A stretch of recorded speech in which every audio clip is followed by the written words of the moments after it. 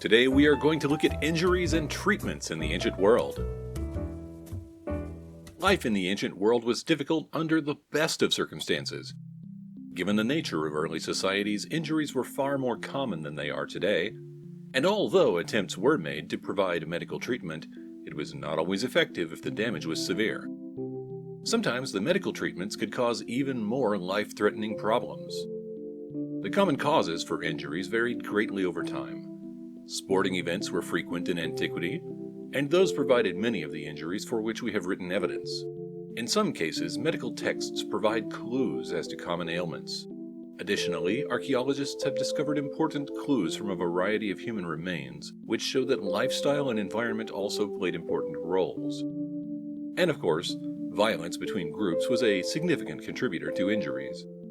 Let us begin by examining common medical treatments in the ancient world. The earliest known doctors were in Egypt, according to what survives of the historical record. The first was Sekhet Hinak, who healed the pharaoh's nostrils, although we do not know what was wrong with the pharaoh's nostrils. Another well-known doctor is Imhotep, from around 2500 BC. He was so popular that he was worshipped as a god after his death. There were even accounts of women becoming well-regarded doctors. One such account mentions Merit Ptah, who lived around 2700 BC. Much of what we know about how these doctors treated ailments comes from the Ebers Papyrus, which was written about 1500 BC. In terms of treating injuries, Egyptian doctors often used ointments. Some of these used honey, which is known to help prevent infections. Other ointments used ingredients such as animal dung, which very likely promoted infection rather than prevented it. Egyptian doctors also had some surgical interventions available to them. It was severely limited compared to modern standards, of course. It was possible, when damage was not beyond repair, to treat broken bones, boils, and abscesses. Serious injuries that might be easily treatable today could often be fatal in ancient Egypt, even with the best medical treatment available at the time. As we know from archaeological evidence, head injuries were very common in Egypt and occurred more frequently among men than women. This is not surprising, considering men were involved in most military action and performed more intensive manual labor. Some evidence comes from bodies of 60 male archers from the early Middle Kingdom period that were found in a tomb at Deir el-Bahri. These archers had head wounds caused by fighting. Specifically, their bodies showed evidence of axe wounds, spear piercings, and arrow lacerations. Long bone injuries are also seen quite often in Egyptian bodies, and these are usually due to an accident. Injuries to the femur, long leg bone, are quite common, although the cause isn't always clear. Less frequently, fractures in the tibia, shin bone, are seen. These are thought to be caused by going barefoot, especially in the case of agricultural workers. Fractures to the arms are thought to be due to either accidents or because of defensive wounds from using the arms to try to ward off blows from an attacker. Additional evidence was found during an excavation of Tel El Amarna, located on the Nile River, approximately 194 miles south of Cairo. It was built between 1339 and 1342 BC. Skeletons from the workers' cemetery were examined to see how they lived and ultimately died. A great deal of bone trauma was found in the workers.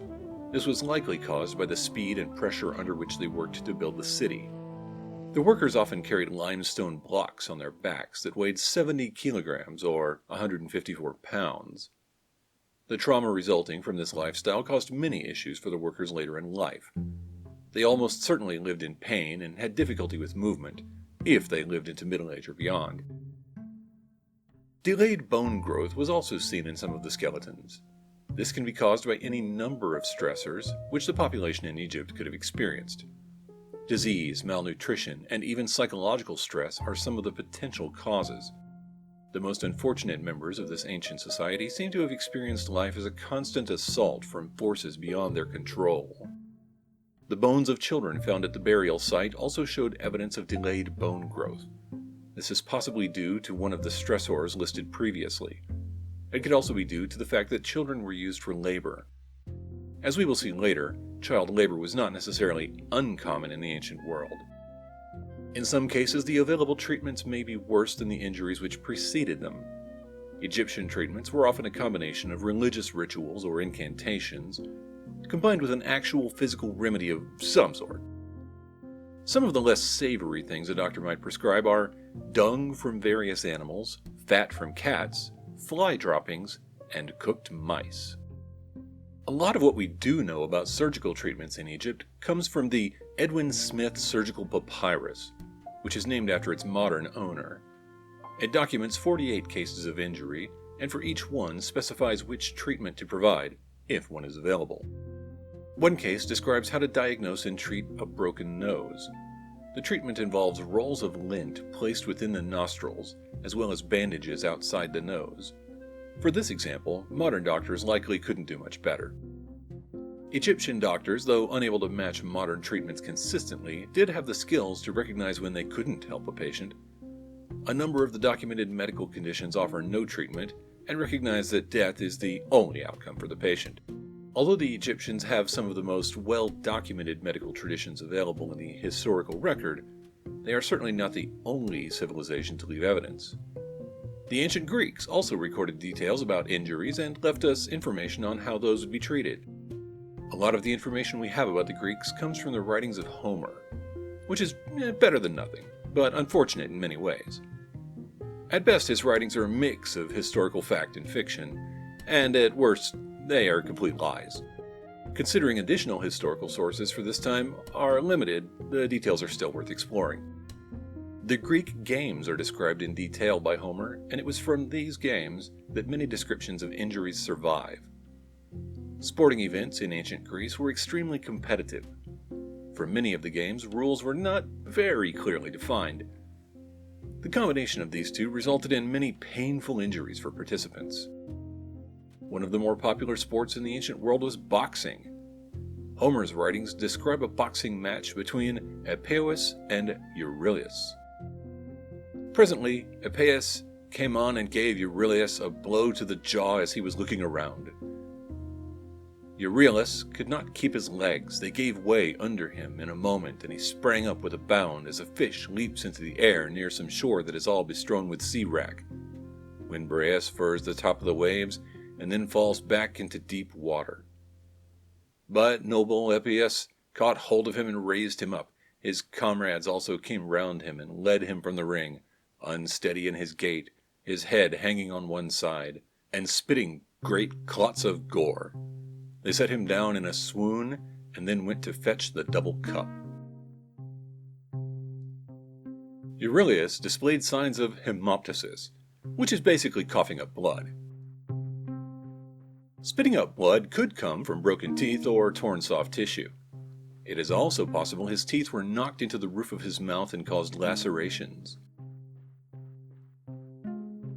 If a modern boxing match took place without any safety equipment, the injuries sustained by the less skilled fighter might be very similar to those experienced by Euryalus.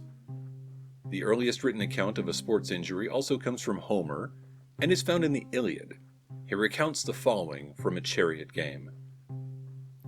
Eumelus was thrown from his chariot close to the wheel. His elbows, mouth, and nostrils were all torn, and his forehead was bruised above his eyebrows. His eyes filled with tears, and he could find no utterance. Eumelus seems to have sustained unpleasant injuries to be certain. The details are not specific enough to determine what types of treatment might have been offered in this case. Homer also mentions another boxing match in the Odyssey between Eros and Odysseus. Then they began to fight, and Eros hit Odysseus on the right shoulder, but Odysseus gave Eros a blow on the neck under the ear that broke in the bones of his skull, and the blood came gushing out of his mouth. He fell groaning in the dust, gnashing his teeth and kicking on the ground, but the suitors threw up their hands and nearly died of laughter as Odysseus caught hold of him by the foot and dragged him into the outer court as far as the gatehouse. The result of this fight was clearly a horrific injury that might have been fatal. Beyond applying some type of ointment or performing a ritual, there would have been no effective treatment for broken bones in the skull except for it to heal on its own over time. Surprisingly, however, the Greeks did have some surgical interventions for common types of abrasions and lacerations sustained during boxing matches. In On Injuries of the Head, Hippocrates discusses making incisions to help injuries heal. Incisions may be practiced with impunity on other parts of the head, with the exception of the temple and the parts above it, where there is a vein that runs across the temple, in which region an incision is not to be made. If an incision wasn't available, then some physicians might clean the wounds with wine. Juice from a fig tree was sometimes used in an attempt to stop wounds from bleeding. Boxing was a popular sport in many ancient civilizations. The Romans certainly enjoyed it, or at least many of them did. The doctors of the time seemed to not count themselves among fans of the sport, as one can see from their written accounts. Galen was perhaps the most famous of Roman doctors. In reference to elite boxing athletes, he said, "When the athletes grow old, they creep, wrinkle, and squint due to the severe blows. Their eyes fill with catarrhal liquids, their teeth fall, and their bones become porotic and break easily." Artemidorus, another Roman doctor, was explicit in his disdain for the sport. "If you dream of boxing, this, apart from shame, also means trouble, because the person becomes ugly and bleeds." Rome was also well known for its gladiatorial games. As might be expected, the participants of these games were frequently injured. Archaeologists excavated a Roman cemetery in York, England, and studied 80 individuals that were found. The individuals were thought to be gladiators as well as soldiers and criminals. One skull was split open due to injuries sustained from a weapon. This type of injury would have likely been fatal today even with modern medical treatments. Other specimens show jaw injuries, which were actually very common among gladiators but weren't always fatal. Some skulls also show evidence of having been damaged by animal teeth, which is another known hazard for gladiators in the Roman games.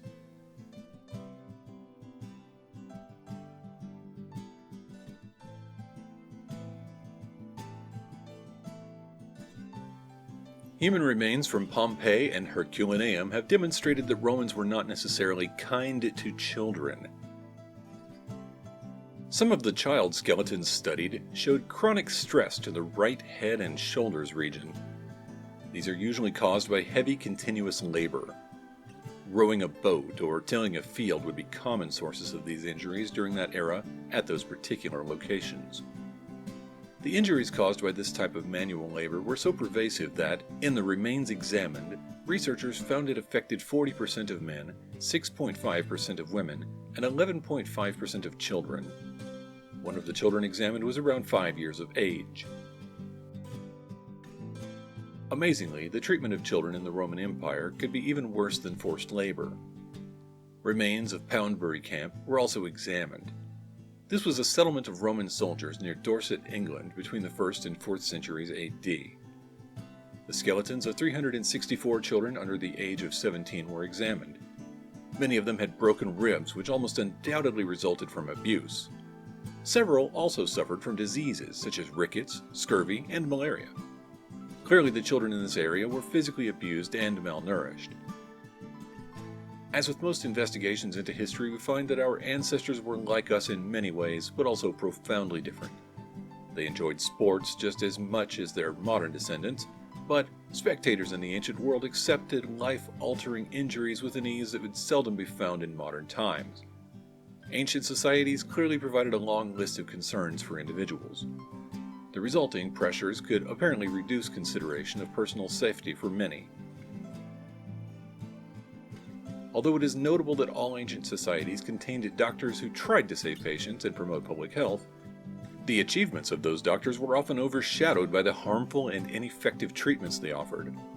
Additionally, it appears that many of their treatments did not find their way to children and those of low social standing. For many, the quality of life after suffering an injury was very low indeed. One might understandably question why ancient doctors didn't help more people. Were they unable to help more patients due to economic or legal constraints? Or were they simply unwilling to do so for some unknown reason? Do you think doctors in the ancient world could have done better? Please let us know in the comments. Thank you for watching Bad Things in History.